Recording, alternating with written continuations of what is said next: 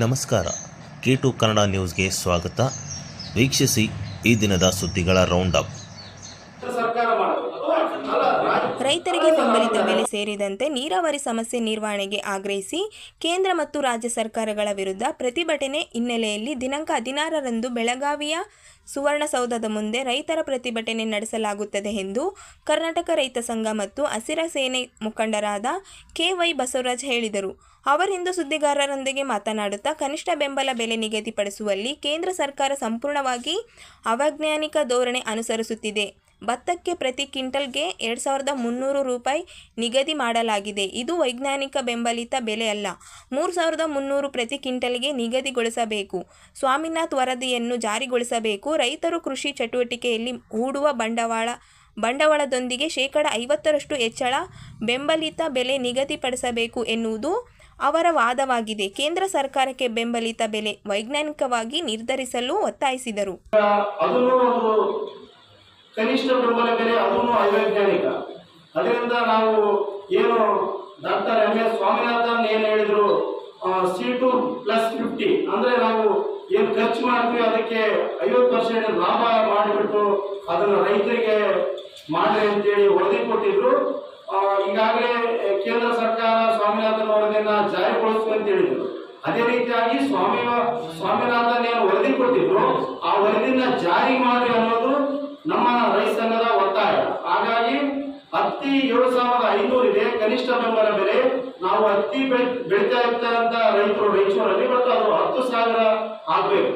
ಅದಕ್ಕೆ ಕನಿಷ್ಠ ಬೆಂಬಲ ಬೆಲೆ, ಈಗಿನ ಬೆಂಬಲ ಬೆಲೆ ವೈಜ್ಞಾನಿಕವಾದಂತೇಳಿ ರಾಯಚೂರಿನಲ್ಲಿರುವಂತ ಎಲ್ಲ ನಮ್ಮ ರೈತರ ಸಮಸ್ಯೆ ಬಂದಂತ ಎಲ್ಲ ಸಮಸ್ಯೆಗಳು ಇಟ್ಕೊಂಡು ನಾವು ಇಲ್ಲಿಂದ ಬೆಳಗಾವಿ ಏನು ಅಲ್ಲಿ ರೈತ ಸಂಘಟನೆಗಳ ಏಕೀಕರಣ ಸಮಿತಿ ಅಂತೇಳಿ ದರ್ಶನ್ ಪುಟ್ಟಣ್ಣಯ್ಯ ಮತ್ತು ಏನು ಪ್ರೊಫೆಸರ್ ನಂಜುಂಡಸ್ವಾಮಿಯವರ ಮಗನಾದ ನಂಜುಂಡಸ್ವಾಮಿಯವರ ನೇತೃತ್ವ ಮತ್ತು ಶರಣಪ್ಪ ದೊಡ್ಡಮೇಲೆ ಅಂತೇಳಿ ಟೋಟಲ್ 27 ರೈತ ಸಂಘಟನೆಗಳ ನೇತೃತ್ವದಿಂದ ದೆಹಲಿ ಮಾದರಿಯ ಹೋರಾಟಕ್ಕೆ 1 ಲಕ್ಷ ರೈತರನ್ನ ಕೂಡಿಸಿ ಒಂದು ದೊಡ್ಡ ಮಟ್ಟದ ಹೋರಾಟ ಮಾಡ್ತಾ ಇದ್ದೀವಿ.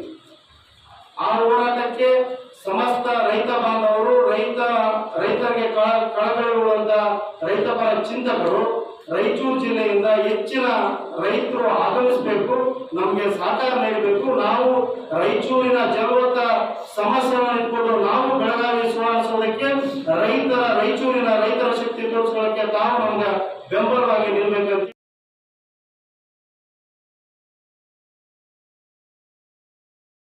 ಸ್ಪಷ್ಟವಾಗಿ ಹೇಳಿದೆ. ವಿಧಾನ ಪರಿಷತ್ ಸದಸ್ಯರಾದ ಇ. ವಸಂತಕುಮಾರ್ ಅವರ ಗೌರವಾಧ್ಯಕ್ಷತೆಯಲ್ಲಿ ಶ್ರೀ ಮಾದಾರ ಚೆನ್ನಯ್ಯ ಜಯಂತ್ಯೋತ್ಸವ ನಡೆದರೆ ಇದರಲ್ಲಿ ಪಾಲ್ಗೊಳ್ಳುವುದಿಲ್ಲ ಎಂದು ಮಾದಿಗ ಸಮಾಜದ ಮುಖಂಡರಾದ ಎಸ್. ಮಾರಪ್ಪ ಅವರು ಹೇಳಿದರು. ಅವರಿಂದು ಸುದ್ದಿಗಾರರೊಂದಿಗೆ ಮಾತನಾಡುತ್ತಾ, ಕಳೆದ 75 ವರ್ಷದ ಇತಿಹಾಸದಲ್ಲೂ ಮಾದಿಗ ಸಮುದಾಯದ ರಾಜಕೀಯವಾಗಿ ತಿಳಿತಕ್ಕೆ ಗುರಿಯಾಗಿದೆ. ಮಾದಿಗರ ಹೆಸರಲ್ಲಿ ಬೇರೆಯವರನ್ನು ನಾಮಕರಣ ಮಾಡುತ್ತಾ ಅನ್ಯಾಯ ಮಾಡಲಾಗುತ್ತಿದೆ. ಈ ಹಿನ್ನೆಲೆಯಲ್ಲಿ ಶ್ರೀ ಮಾದಾರ ಚೆನ್ನಯ್ಯ ಜಯಂತ್ಯೋತ್ಸವ ಕಾರ್ಯಕ್ರಮಕ್ಕೆ ಸಮಾಜಕ್ಕೆ ಸೇರಿದ ಮುಖಂಡರ ನಾಯಕತ್ವ ಏಕೆ? ಜಯಂತ್ಯೋತ್ಸವಕ್ಕೆ ಎ. ವಸಂತಕುಮಾರ್ ಅವರನ್ನು ಗೌರವ ಅಧ್ಯಕ್ಷರನ್ನಾಗಿ ಸಮಿತಿ ತೀರ್ಮಾನಿಸಿದೆ. ಎ. ವಸಂತಕುಮಾರ್ ಮಾದಿಗರಲ್ಲ ಎಂದು ನಾವು ಈಗಾಗಲೇ ವಿರೋಧಿಸಿದ್ದೇವೆ. ಇತರೆ ಸಮುದಾಯದ ನಾಯಕರಾದ ಹಂಬಣ್ಣ ಅರೋಳಿ, ಸತೀಶ್ ಇವರನ್ನು ಜಯಂತ್ಯೋತ್ಸವ ಸಮಿತಿಯಲ್ಲಿ ಸೇರಿಸಿಕೊಂಡಿದ್ದನ್ನು ವಿರೋಧಿಸುತ್ತೇವೆ ಎಂದು ಹೇಳಿದರು.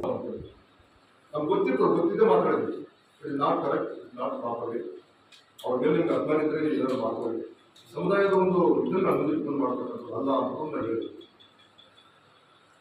ಮತ್ತೆ ಈ ಸಂದರ್ಭದಲ್ಲಿ ನಾನು ಇನ್ನೊಂದನ್ನು ಗಮನಿಸ್ಕೊಳ್ಳಿಕ್ಕೆ ಇಷ್ಟಪಡ್ತೀನಿ. 75 ವರ್ಷಗಳಲ್ಲಿ ರಾಯಚೂರು ಜಿಲ್ಲೆ, ಅಖಂಡ ರಾಯಚೂರು ಜಿಲ್ಲೆ, ಕೊಪ್ಪಳ ನಮ್ಮದಂತ ಲೆಕ್ಕ ಹಾಕಿದ್ರು ಕೂಡ, ಅಖಂಡ ರಾಯಚೂರು ಜಿಲ್ಲೆ ಮತ್ತು ಈಗಿನ ಲೆಕ್ಕ ಹಾಕಿದ್ರು ಕೂಡ ಸುಮಾರು ಒಂದು 12 ಎಲೆಕ್ಷನ್ ಆಗಿ ಮಾಡಿದೆ. 12 ಎಲೆಕ್ಷನ್ಗಳಲ್ಲಿ ಮೆಜಾರಿಟಿ ಮಂದಿ ಸಮುದಾಯದವರು ಇದ್ರು ಕೂಡ ಒಂದು 4,000 ಇಸ್ರೇಲ್ ಆಗಿದ್ದಾರೆ ಅಷ್ಟೇ. ಉಳಿದ ಸಂದರ್ಭದಲ್ಲೆಲ್ಲ ಬಹಳ ಕಡಿಮೆ ಸಂಖ್ಯೆ ಇದ್ದಂಥವ್ರು ಕೂಡ ಆಗಿದ್ದಾರೆ. ಆದರೆ ಮುಂದಿನ ಈಗ ನಿಮಗೆಲ್ಲ ಗೊತ್ತಿದೆ, 2004ರಿಂದ ಬಂದಿರತಕ್ಕಂಥ ಪುನರ್ವಿಂಗಡಣೆಯ ಲಿಂಗಸೂರು ಮತಕ್ಷೇತ್ರ ವಿಷಯಕ್ಕೆ ಸಂಬಂಧಪಟ್ಟಂತೆ ಇಲ್ಲಿವರೆಗೆ 20 ವರ್ಷ ಮೇಲ್ಪಟ್ಟು ಮಾದಿಗ ಸಮುದಾಯಕ್ಕೆ ಯಾವುದೇ ಪಕ್ಷದಿಂದ ಟಿಕೆಟ್ ಕೊಡ್ತಾ ಇರೋದು 3 ಪಕ್ಷ ಒಂದೊಂದ್ಸಲ ಒಟ್ಟರಿಗೆ ಕೊಟ್ಟಿದ್ದಾರೆ. ಇವು ಯಾಕೆ ಈ ಕಾರಣಗಳು ಅಂತಂದ್ರೆ ನಾವು ತೆಗೆದುಕೊಂಡು ಪೊಲಿಟಿಕಲ್ ಕಾರಣಗಳೇ ಬರ್ತಿದ್ದೀವಿ. ಈ ಸಮುದಾಯವನ್ನು ರಾಜಕೀಯವಾಗಿ ತುಳಿಬೇಕಂತ ಒಂದೇ ಒಂದು ಕಾರಣಕ್ಕಾಗಿ ದೊಡ್ಡ ಮಟ್ಟದಲ್ಲಿ ನಡೀತಕ್ಕಂಥ ಭಾಗವಾಗಿಯೇ ಇವತ್ತು ಅವರಿಗೆ MLC ಕೊಟ್ಟಿದ್ದೀವಿ ಅಂತ ನಾನು ಭಾವಿಸ್ತೇನೆ. ಅವ್ರಿಗೆ MLC ಕೊಟ್ಟಿದ್ದಕ್ಕೆ ನಮಗೇನು ಅಭ್ಯಂತರ, ನಾವು ಎಲ್ಲೂ ಕೂಡ ಅದನ್ನು ಅಪ್ಲೋಡ್ ಮಾಡಿಲ್ಲ, ಅಭ್ಯಂತರ ಮಾಡಿಲ್ಲ. ಆದರೆ ನೀವು MLC ಪಡೆದದ್ದು ಒಂದು ಸಮುದಾಯದ ಹೆಸರು ಮೇಲೆ ಅಂತಂದಾಗ ಈ ಸಮುದಾಯದವರು ಅಂತ ಹೇಳಿಲ್ಲ, ನೀವು ಏನು ಕ್ಲಿಯರ್ ಮಾಡ್ತೀವಿ ಬಂದಿದ್ದೀವಿ ತಪ್ಪಲ್ಲ.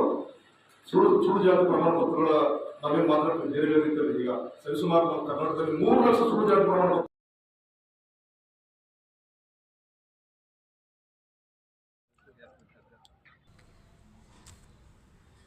ಅಲ್ಪಸಂಖ್ಯಾತರ ಮೌಲಾನಾ ಆಜಾದ್ ಮಾದರಿ ಶಾಲೆ ಮುಖ್ಯೋಪಾಧ್ಯಾಯರಾದ ಸುಗ್ರೇಶ್ವರ ಹಿರೇಮಠ ಇವರು ನಕಲಿ ದೃಷ್ಟಿ ಮಾಂದ್ಯ ವಿಕಲಚೇತನ ಪ್ರಮಾಣ ಪತ್ರ ಇಲಾಖೆಗೆ ಸಲ್ಲಿಸಿ ನೌಕರಿಯನ್ನು ಕಿತ್ತುಕೊಂಡಿರುತ್ತಾರೆ. ಇವರನ್ನು ತಕ್ಷಣ ಸೇವೆಯಿಂದ ವಜಾಗೊಳಿಸಬೇಕೆಂದು ಭಾರತೀಯ ಸೇನಾ ಸಮಿತಿ ಒತ್ತಾಯಿಸಿದೆ. ಈ ಕುರಿತು ಜಿಲ್ಲಾಧಿಕಾರಿಗಳಿಗೆ ಮನವಿ ನೀಡಿ ತಕ್ಷಣವೇ ಕ್ರಮ ಕೈಗೊಳ್ಳುವಂತೆ ಆಗ್ರಹಿಸಲಾಯಿತು. ಇವರ ಈ ಕ್ರಮದಿಂದ ನಿಜವಾದ ಅಂಗವಿಕಲರಿಗೆ ಅನ್ಯಾಯವಾಗಿದೆ ಎಂದು ದೂರಾಗಿದ್ದು, ಸಂಬಂಧಪಟ್ಟ ಅಧಿಕಾರಿಗಳು ನಕಲಿ ಪ್ರಮಾಣ ಪತ್ರ ನೀಡಿ ಹುದ್ದೆಗಿಟ್ಟಿಸಿಕೊಂಡು ಇವರ ವಿರುದ್ಧ ಕ್ರಮ ಕೈಗೊಳ್ಳುವಂತೆ ಮನವಿ ಮಾಡಿದರು. ಅವರ ಮುಖ್ಯೋಪಾಧ್ಯಾಯರಾದ ಶ್ರೀ ಸುಗ್ರೇಶ್ವರ ಹಿರೇಮಠ ಇವರ ನಕಲಿ ದೃಷ್ಟಿಮಾಂದ್ಯ ವಿಕಲಚೇತನ ಪ್ರಮಾಣ ಪತ್ರವನ್ನು ಇಲಾಖೆಗೆ ಸಲ್ಲಿಸಿ ನೌಕರಿಯನ್ನು ಗಿಟ್ಟಿಸಿಕೊಂಡಿರುತ್ತಾರೆ.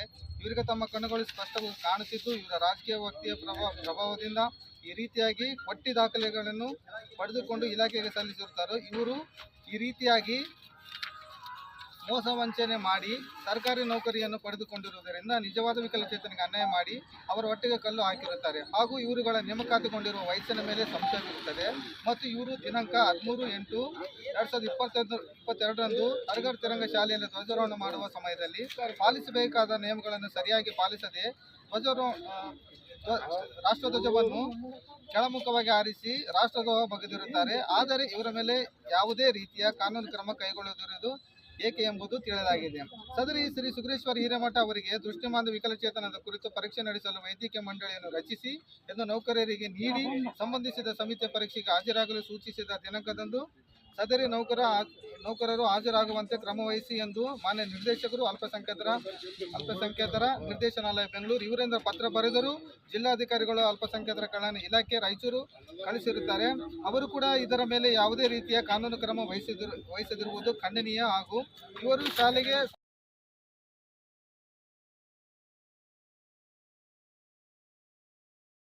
ನಗರದಲ್ಲಿ ಬೀದಿ ನಾಯಿಗಳು ದಾಳಿ ಹೆಚ್ಚಾಗಿ ಮಕ್ಕಳು ಮಹಿಳೆಯರ ಮೇಲೆ ದಾಳಿ ನಡೆಸುತ್ತಿವೆ. ನಾಯಿಗಳ ದಾಳಿಯಿಂದ ಯುವತಿ ಮೃತಪಟ್ಟಿದ್ದು, ಎಚ್ಚೆತ್ತುಕೊಂಡು ಬೀದಿ ನಾಯಿಗಳನ್ನು ಸೆರೆ ಹಿಡಿದು ಬೇರೆ ಕಡೆಗೆ ಸಾಗಿಸಬೇಕು ಎಂದು ಒತ್ತಾಯಿಸಿ ಸರ್ವೋದಯ ಕಟ್ಟಡ ಮತ್ತು ಇತರೆ ನಿರ್ಮಾಣ ಹಾಗೂ ಅಸಂಘಟಿತ ವಲಯ ಕಾರ್ಮಿಕರ ಸಂಘ ಜಿಲ್ಲಾ ಸಮಿತಿ ವತಿಯಿಂದ ಜಿಲ್ಲಾಧಿಕಾರಿ ಕಚೇರಿ ಅಧಿಕಾರಿಗೆ ಮನವಿ ಮಾಡಿದರು. ಮುಖಗಳಂತೆ ಕಾಣುತ್ತಿವೆ. ಸಾಕಷ್ಟು ಬಡಾವಣೆಗಳಲ್ಲಿ ಮಕ್ಕಳ ಮೇಲೆ ಮತ್ತು ಹಿರಿಯರ ಮೇಲೆ ಎರಚಿ ಗಾಯಗೊಳಿಸುವ ಉದಾಹರಣೆಗಳು ಇರುತ್ತವೆ. ಮತ್ತು ರಸ್ತೆ ಮೇಲೆ ಕೂಡ ಬಂದು ಮಲಗುವ ಹಾಗೂ ಸಂಚಾರಕ್ಕೆ ಅಡ್ಡಿಪಡಿಸುವ ಅಘಾತಗಳನ್ನು ಕಾರಣವಾಗಿರುತ್ತದೆ. ಕಾರಣ ದಯಮಾಡಿ ತಾವುಗಳು ಎಚ್ಚೆತ್ತುಕೊಂಡು ನಗರದಲ್ಲಿ ಹೆಚ್ಚುತ್ತಿರುವ ಬೀದಿ ನಾಯಿಗಳನ್ನು ಬೇರೆ ಕಡೆ ಸಾಗಿಸಿ ಹಾಗೂ ವಾರ್ಡ್ ನಂಬರ್ 23ರಲ್ಲಿ ನಡೆದ ನಾಯಿಗಳ ಹಠಾತ್ತನೆ ದಾಳಿಗೆ ಬಲಿಯಾಗಿ ಮೃತಪಟ್ಟು ಘಟನೆ ಪುನಃ ಬಡಾವಣೆಗಳಲ್ಲಿ ಮರುಕಳಿಸುವಂತೆ ತುರ್ತಾಗಿ ಕ್ರಮ ವಹಿಸಲು ತಮ್ಮಲ್ಲಿ ಈ ಮೂಲಕ ಸಮಿತಿ ತಮ್ಮಲ್ಲಿ ವಿನಂತಿಸಿಕೊಳ್ಳಿರುತ್ತದೆ.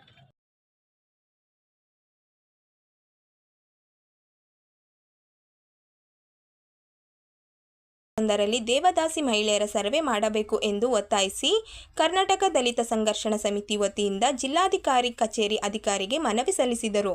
ವಾರ್ಡ್ ನಂಬರ್ 30 ಮತ್ತು 31ರಲ್ಲಿ ದೇವದಾಸಿ ಮಹಿಳೆಯರ ಸಂಖ್ಯೆಯ ಬಗ್ಗೆ ಮಾಹಿತಿ ಬೇಕಾಗಿದ್ದು, ಅಂಕಿ ಸಂಖ್ಯೆಗಳ ಬಗ್ಗೆ ಸಾಕಷ್ಟು ಗೊಂದಲಗಳಿವೆ.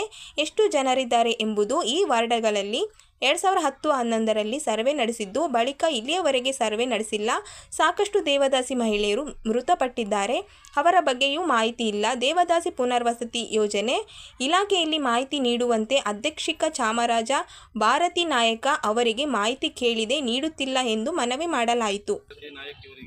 ಮಾಹಿತಿ ಹಕ್ಕು ಅಧಿನಿಯಮದಡಿ ದೇವದಾಸಿ ಪುನರ್ವಸತಿ ಯೋಜನೆ ರಾಯಚೂರು ಇವರಿಗೆ ಮಾಹಿತಿ ಕೇಳಿದರು ಸಹ ಮಾಹಿತಿ ನೀಡುವುದಿಲ್ಲ. ಸದರಿ ಕಚೇರಿಯಿಂದ ಹಿಂಬರುವ ಮೂಲಕ ದೇವದಾಸಿಯರ ವೈಯಕ್ತಿಕ ಮಾಹಿತಿಯನ್ನು ಕೊಡಲು ಬರುವುದಿಲ್ಲ ಎಂದು ತಿಳಿಸಿರುತ್ತಾರೆ. ಈಗಾಗಲೇ ದೇವದಾಸಿ ಪುನರ್ವಸತಿ ಯೋಜನೆ ರಾಯಚೂರು ಕಚೇರಿಯಲ್ಲಿ ಬಹಳಷ್ಟು ಅವ್ಯವಹಾರ ನಡೆದಿದ್ದು, ದೇವದಾಸಿಯರೆಲ್ಲರಿಂದ ಜನರು ಸೌಲಭ್ಯ ಪಡೆದುಕೊಂಡಿರುವುದು ಬೆಳಕಿಗೆ ಬಂದಿರುವುದರಿಂದ ಸದರಿ ಮಾಹಿತಿಯನ್ನು ಕೊಡಲು ಇಲ್ಲಿನ ಅಧಿಕಾರಿಗಳು ಹಿಂದೇಟು ಹಾಕುತ್ತಿದ್ದಾರೆ. ಆದ್ದರಿಂದ ದಯಾಳುಗಳಾದ ತಾವುಗಳು ವಾರ್ಡ್ ನಂಬರ್ 30 ಮತ್ತು 31ರಲ್ಲಿ ಹೊಸದಾಗಿ ದೇವದಾಸಿಯರ ಮನೆಗೆ ಹೋಗಿ ಸರ್ವೆ ಮಾಡಿಸಬೇಕು ಹಾಗೂ ದೇವದಾಸಿಯರ ಹೆಸರುಗಳನ್ನು ಬಹಿರಂಗಪಡಿಸಬೇಕೆಂದು ನಮ್ಮ ಸಂಘಟನೆಯಿಂದ ಎಚ್ಚರಿಸುತ್ತೇವೆ. ಗೌರವ ವಂದನೆಗಳೊಂದಿಗೆ.